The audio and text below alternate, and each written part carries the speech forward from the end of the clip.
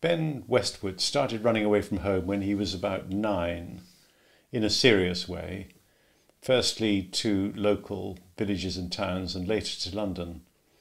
And he spent most of his youth and young adult years running away and being returned by the authorities to children's homes or maybe sometimes foster care.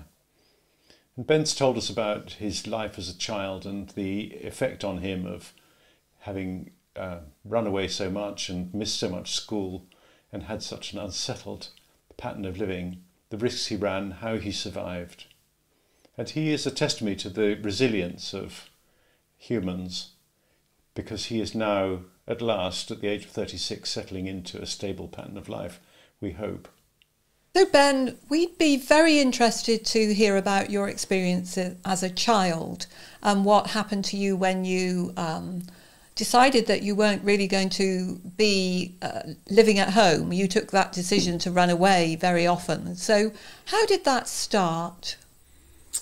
For me, I was suspended from school one day, and I think I'd had a couple of letters to my mum. It was only, I wasn't even expelled, it wasn't even anything really serious, and I just thought, with the climate at home going on, my mum had been, excuse me, she'd been single for a long time, going through a lot of stress, and although it was the time she was with her fella, I just kind of thought, I'm better off here out the way. I feel like my family would be happier without me. Now, a lot of that, obviously, it's just thoughts. It's not true, and mother does worry about her children and things like that. But I just felt, I'm too much stress for me mum, and they'd all be better off without me.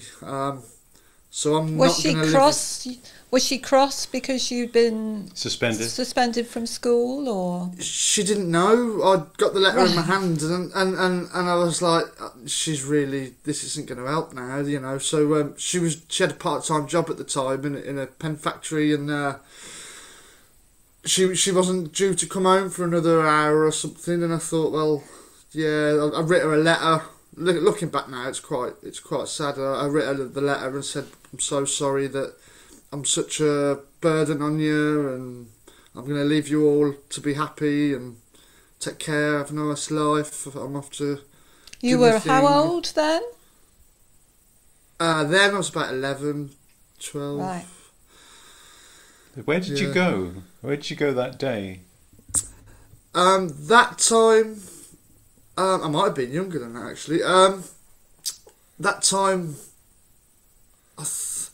I don't know, because I started running away just to towns and kept gradually getting further and further. So I think it would have been Lichfield at the time when I went and slept in the parks and things like that. Missing for a few weeks, I think, for the first time. Well, it wasn't the first... No, sorry, my apologies. The first time ever was in a ditch in Great Haywood, which was a little village just outside Rugeley, and I could see the helicopters at night in the air, and I thought, oh, wouldn't that be mad if they were looking for me? But they was. So, that's where I went on the first time. What did your mum do? Did she report you missing to the police? What happened? It was quite serious. So she reported me missing to the police. They got the helicopters out. It started raining like 2 days later, and I'm there thinking, oh, it's all great running away, but I haven't yet learned how to survive for myself and where to get food and clothes and all this. So it starts raining loads, and I'm just standing on the end of this town, on the end of the main road leading off, and I just burst out in tears, and I'm trying to flag cars down, and I've run away and I want to go home now. And this lovely nurse kind of showed me her ID. She says, oh, I'm a nurse, I'm just showing you who I am. And she took me home and called the police, and I tried to run away again, and I was only short. She was quite strong as well, so she stopped the lock, put her hand on the top lock so I couldn't run away and get out. And I could have probably got out if I'd have been a tearaway, but I just thought, nah, she's, I ain't gonna cause this woman any ag. So. Right. But that didn't, you went home. how you were greeted? Presumably, you know, everyone was feeling pleased you got back and safe, and Or you hadn't furious, come to any harm. perhaps furious with you for As well. running off. Not. I think. I think it was still a kind of a honeymoon running off period, in the sense that I came back and it was all like, oh, we're so glad you're back, and it all felt like a bit of a special reunion. And my mum did the classic runny egg sandwich that I loved and stuff, and but things quickly changed back to normal, and the feelings I had before started resurfacing, and then I started running away out the windows a lot more before they started locking all the windows and doors at night. Going further and further to different towns, across Staffordshire. How were you travelling, Ben? I was hitchhiking. Right. So I was hitchhiking. I was running away from like 9 years old, trying to, and it wasn't until that first. I think I was 10 or 11 when I did that time in Great Haywood. But yeah, from then on, I was hitchhiking to towns. I was telling people, I don't know how this happened, but I was telling people, yeah, I'm 17, 18, 19. Do they believe you, do you think? They seem to. I'm so shocked. Yeah, I'm so shocked. Even to this day, I'm like, man, you know, how did I do that? Because I don't think I looked older for my age or anything like that. I just don't think people questioned it enough. They didn't think, is this lad lying? Is this lad fibbing me? And people were perfectly kind to you, or perfectly reasonable, or were they? Or yeah. While I was running away from the West Midlands and I was hitchhiking, I was very, very lucky, very, very lucky, just to come across people that weren't predators. Just give you a lift. Yeah. And how did you get money? How did you find food? How did you get clothes? What? At first, I didn't. I just kind of bumbled around. I went weeks without really eating. I'd end up, when I ran away to Lichfield, there was this young lad. I can barely even remember his face now, but there was this young lad I'd met and his mates in the park, and he was like, "Oh mate, you know," I told him I'd run away, and he was like, "Oh mate, I'll go and get you the odd apple and stuff from my house and stuff like that." But I think there was this kind of trauma that had got all this children's mental health thing that had kind of just not made me think about sleep. I've said this a lot. I'm not trying to brag because it's not healthy at all, but they say that you can only stay awake for so long. Now, I don't know if I'm absolutely completely mental, but I think I've, you know, broke this world record for staying awake 10 times over kind of thing. I just didn't. There was something. I'll put it down to something spiritual for me, saying go and search somewhere and going to find something, or what was I doing? But yeah, I didn't even think about sleep or food for a long time. As I got older and when I got to London and I learnt to, you know, I was staying on the streets and stuff for a longer time. I obviously learnt to beg for money and things like this, and hustle, blagging money outside train stations, saying I needed a ticket home and that. But were you frightened very often? Did you have frightening experiences? Yeah. So my first night running away ever was obviously my youngest time in terms of age and maturity and thought. So I slept in this ditch in Great Haywood, and I thought, just because it was really dark, that some mad spider was in the ditch, and I went running off to a neighbour's house saying, "Oh, there's a big, massive, huge spider in the thing." And the bloke went and got his torch for me and stuff, and said, "You're all right, mate, there's no spider here." And I started... Did he not ask you what you were doing in the ditch, though? Yeah. I just said to people, I've been kicked out, mate. I'm like 17, 18, 19. Right. My mum's kicked me out. And, so they just say, all right, then, and go back to bed. That's pretty much, exactly what happened, I think. Wow. But you've had more frightening experiences than that. Because by the time you got up to London, it gets more serious, I guess. You're on the streets. Yeah, so I was like kidnapped and things a few times, held up with swords, had all me, like manipulated to sell blank videos on the street that were titled as real videos, and then when I didn't give people the money they expected because I didn't know about rent. But when I didn't give them the rent money, I'd had all these new clothes that I brought that day took off me, was sold, and then held up with a big machete kind of thing, and told if I ever said anything to anybody I'd never be seen ever again. So I managed to escape from that place in London and run down the road and not return to Edmonton Green kind of thing. So I was a little bit skittish on the streets, so I always think back and think this, that out of maybe hundreds and hundreds of people that offered me their support and their help and said, do you want a place to crash, or do you want to come and do a few days work for me, excuse me, I could probably count on one finger the amount of times I actually said, yeah, thanks, I'll take that. And that was purely out of survival, out of desperation, self-defense. really. So you just know sometimes when someone's absolutely all right, and when they're a bright spark, and when they've got, sometimes you just feel it. All them people that I did say, well, the smaller number of people that I did say, oh yeah, I'll take up your offer of support, they were always really nice, bright souls. Obviously, it's apart from the guy with the machete, which obviously wasn't Yeah! such a good choice. Yeah, But mostly It was a bit of they a were mistake. mostly they were good. Mostly they were actually helpful. yeah, And what about professional people though? Because you must have come into contact with police, I presume, social workers.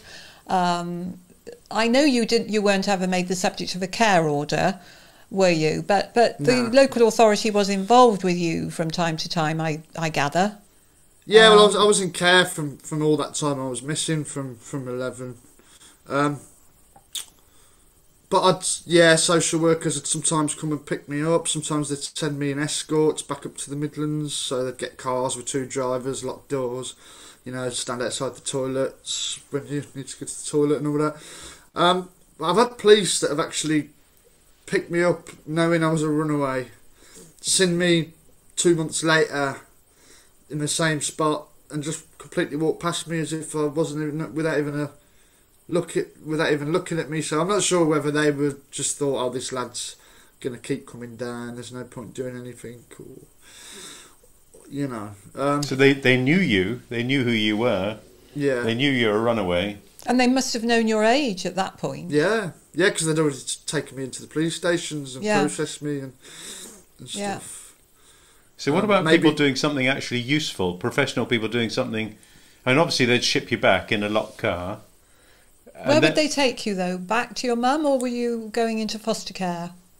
There was one time they took me back to my mum's because the children's home space wasn't available anymore because I'd been missing for so long. But usually it was children's homes or foster parents. But in most cases they didn't have the foster carers available for me. So they'd said, you just stay in a children's home until foster carers become available.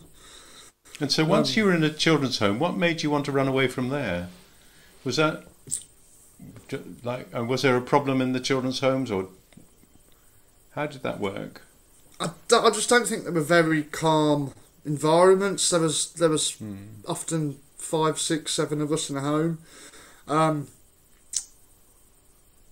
I think that was, for me, that was when I never went totally off the rails criminally. I was always did manage to just about keep ahead of me. I did do a stint in young offenders, but for me that was when I lost all my sense of having any kind of fatherly, even though I grew up with that dad, no fatherly kind of figure or a sense of discipline. I kind of felt like I could get away with what I wanted in the children's homes because nobody could touch us. We knew nobody had ever,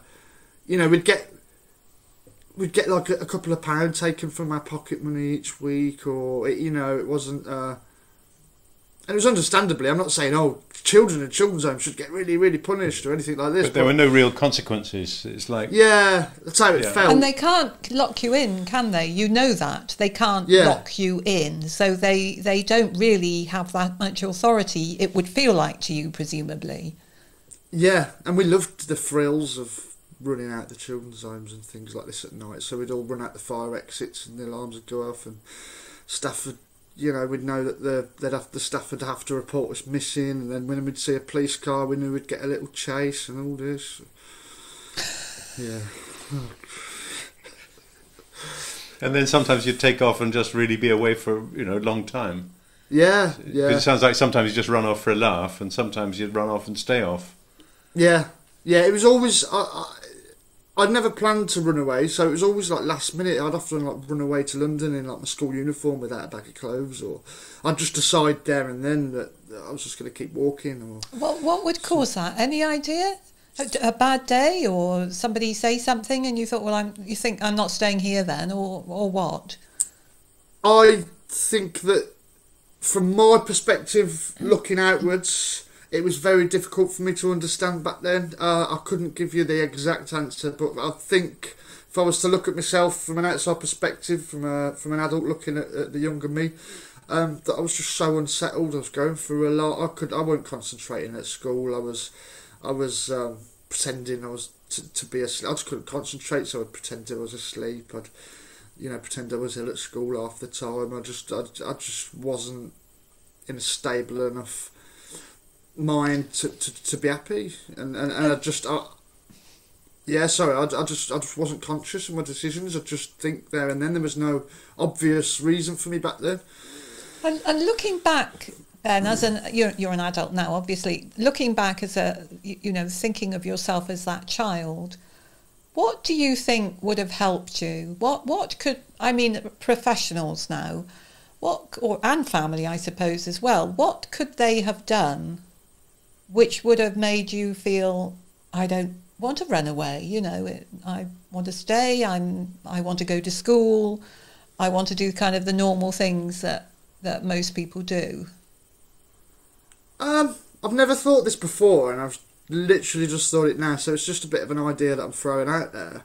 But I think it would have been good if I would have been like taken under the wing of like a care leaver, or somebody else in care that was a couple of years older, somebody who could understand the instability. And I think that the change would have been not through a set of things that you say. It would have just been a more natural relationship and a more natural feeling of feeling understood. I always felt like a total outsider, especially when I was in care, because like going, you don't do things like having your mates sleep over and all that kind of stuff, and you go to your mate's house and you see them being able to walk into their own fridge, and when you're in a children's home you don't get any of that. So I think just feeling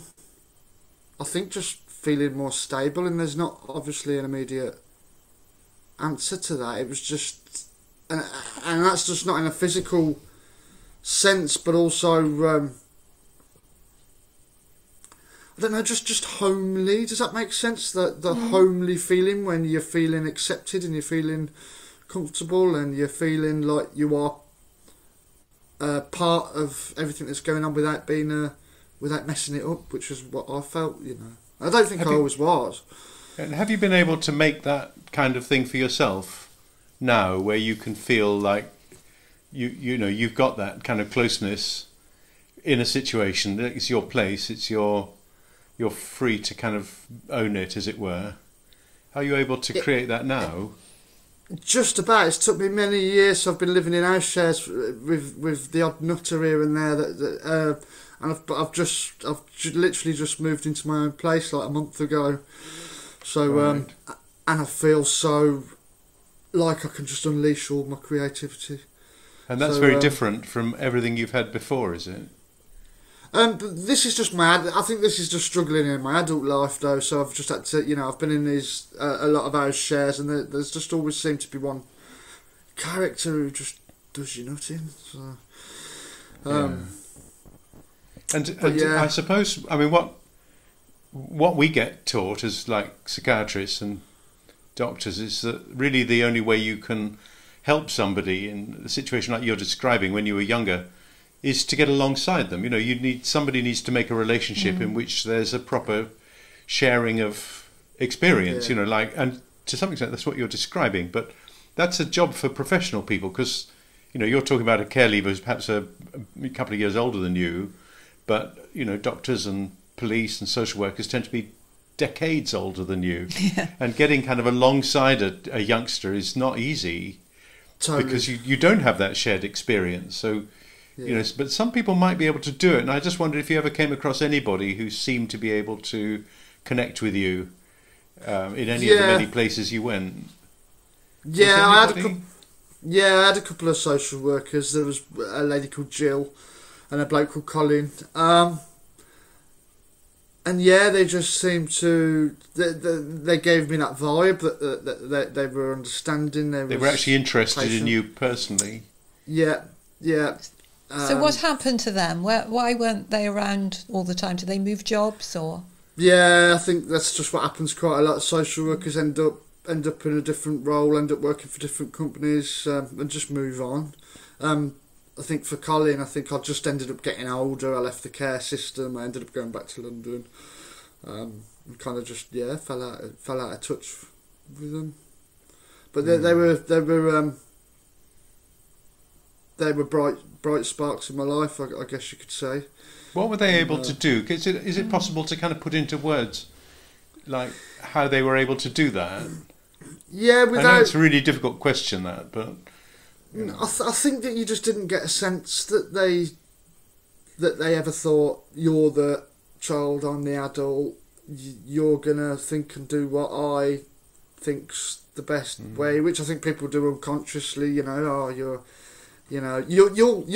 get your head straight when you get older, and you'll realise when you're older, and it's like, actually, maybe I'm feeling something. Maybe actually I'm feeling something really genuine, but you're just not very aware you're not listening. of what you're not listening, and you're not taking into account that actually these are real feelings. I'm not just a troublesome kid, or I'm not just it's not all in my head or unjustified, and that doesn't mean anyone's in the right or the wrong. It's just So it's something about taking you at your face value, really, and accepting that you are who you are. Even if you do change when you're old, everybody changes as time goes by. But you're still the person you are at the time. It's legitimate to be that person. And do you get a sense when you're treated like that you're worthless? Is that the impact of that kind of attitude towards you, that you're not being listened to, therefore you're worthless? That person isn't treating you like a real human being with thoughts and views and attitudes that should be taken into account.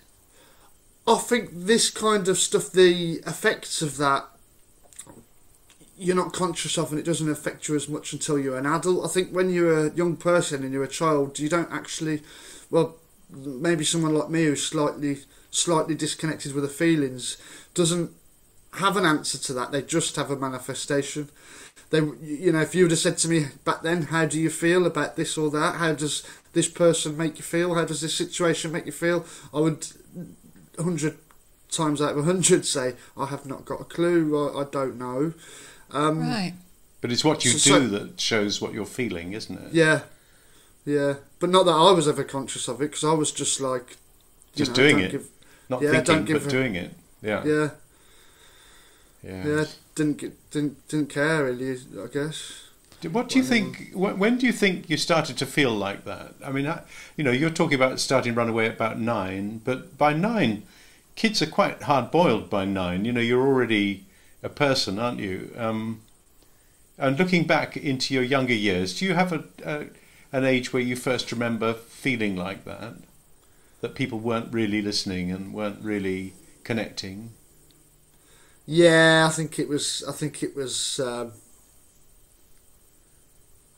Without going too deep, and I think it was the relationship at home with.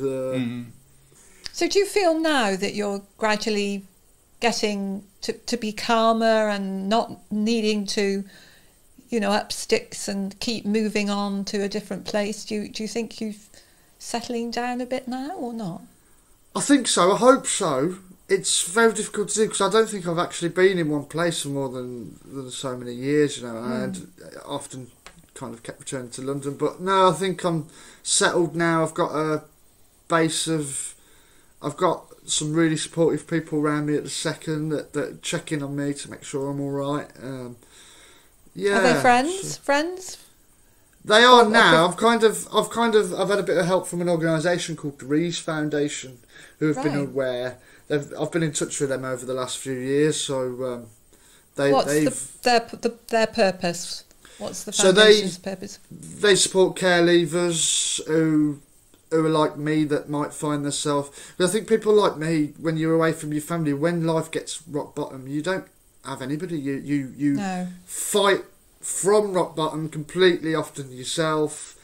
No wonder people get depressed. And thank God I've got the Reese Foundation helping me at these times. You know, if I am mega stuck for £5, £10 worth of food, they might help me if I need it. You know, just advice, support, emotional stuff. If I can get access to counselling now, which I've never had ever in my life. Sometimes I feel a little bit embarrassed, even though I shouldn't, that at the age of 36 that I'm getting the help or services and things like this. Why? I wouldn't feel embarrassed at all. I think everybody kind of wants to think, oh, I'm this age, I've made it now, I don't rely on anybody and all this, but life's not that simple for many of us, is it? So what about your schooling? You when did you last go to school?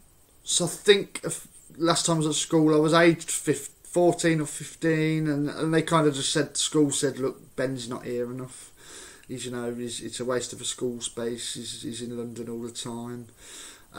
So then I started getting privately educated by a tutor at the children's home. But that kind of, I wasn't in any kind of mindset to concentrate on my work. I was hardly there during the lessons.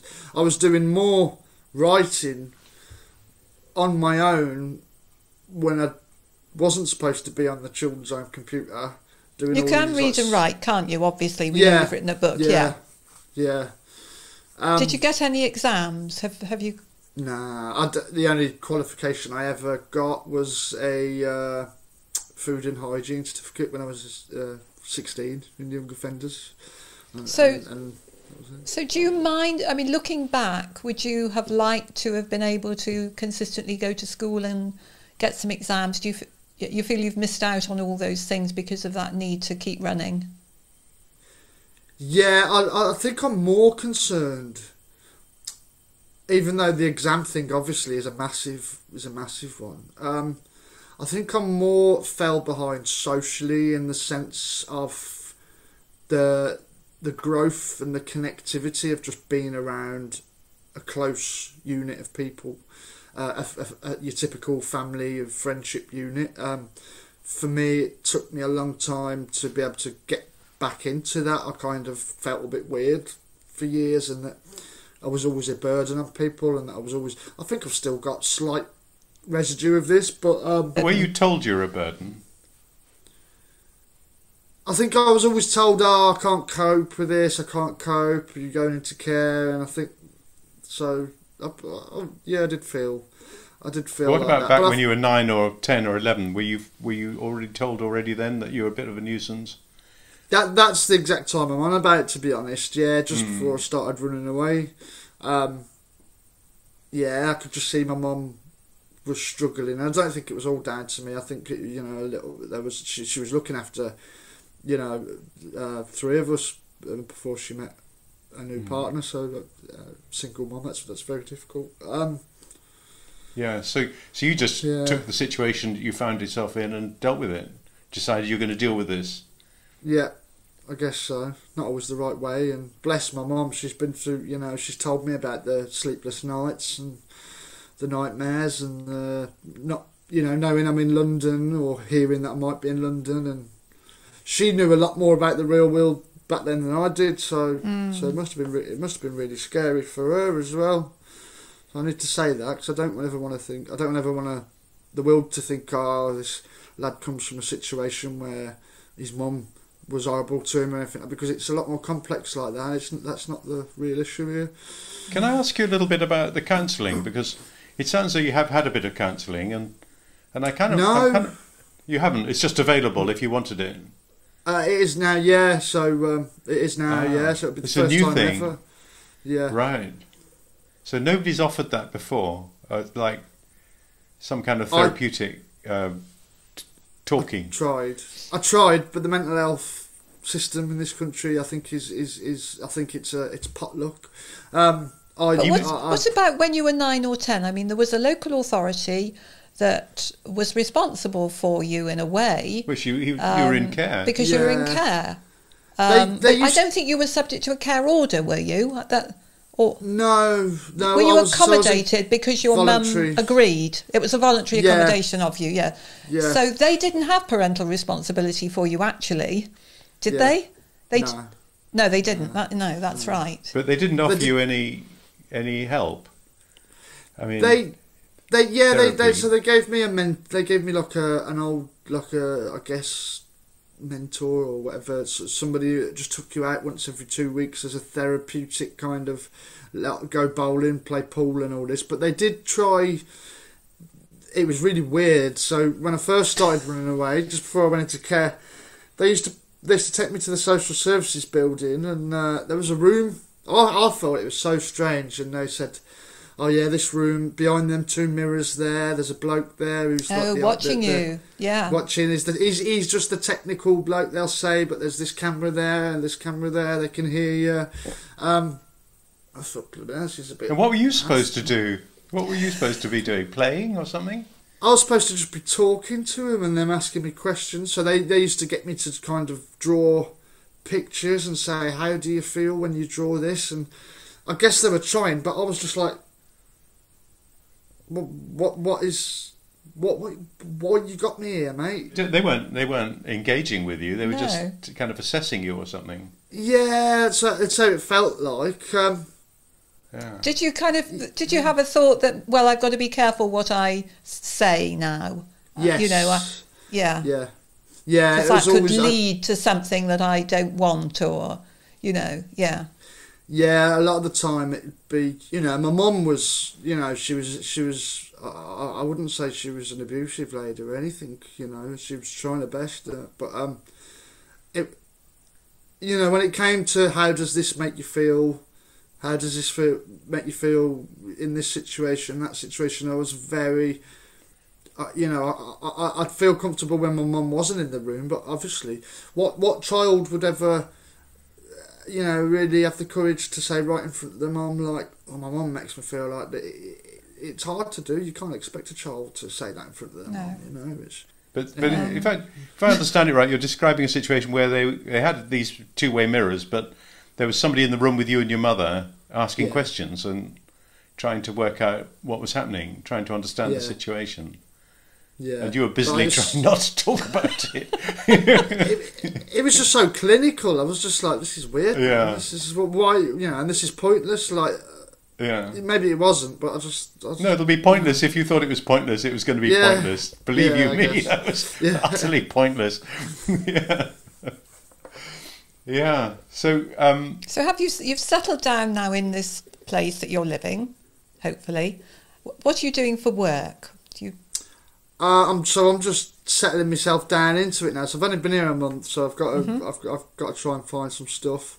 I'd love to unleash all my poetry more. So I've just been commissioned like a couple of months ago by the Foundling Museum for a poem, and I'd love to. The thing is, I spend so much energy on all my work that I could be days doing any kind of piece that I do on my work. So I'm trying to set up.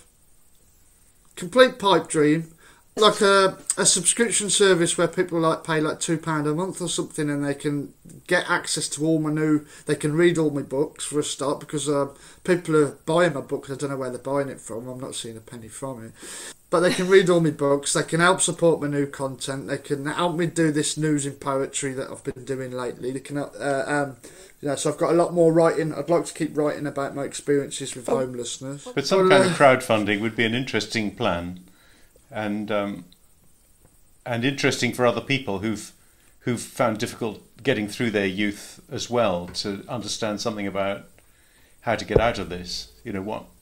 How to live your adult life. Yeah. How to settle down. How to find that peace of mind that you're talking about.